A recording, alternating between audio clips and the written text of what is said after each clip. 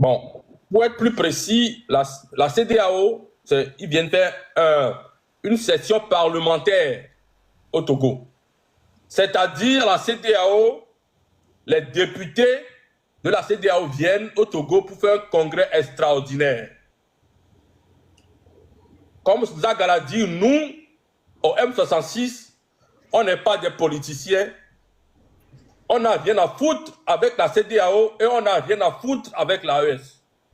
Nous, tout ce que nous voulons, c'est que la dictature dégage au Togo et qu'on ait l'alternance que les Togolais mangent à leur faim.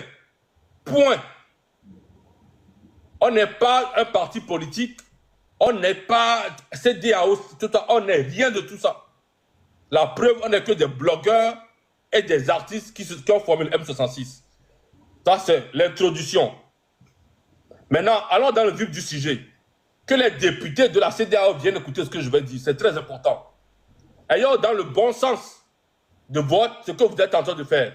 Vous dites que vous êtes des députés de la CEDEAO. Ça veut dire que vous représentez le peuple des pays de la CEDEAO.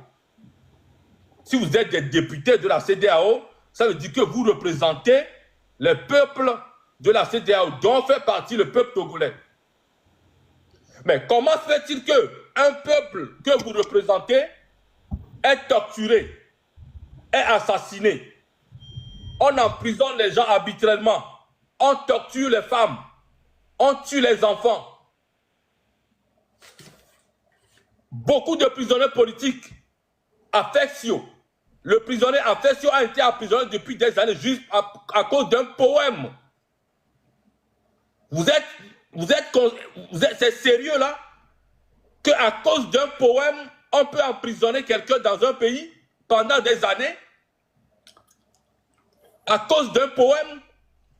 Donc vous êtes député de la CEDEAO, si vous n'êtes pas complice, est-ce que vous aurez même, vous n'avez pas honte de venir faire une session extraordinaire dans un pays que vous dites que vous représentez, donc vous représentez le peuple?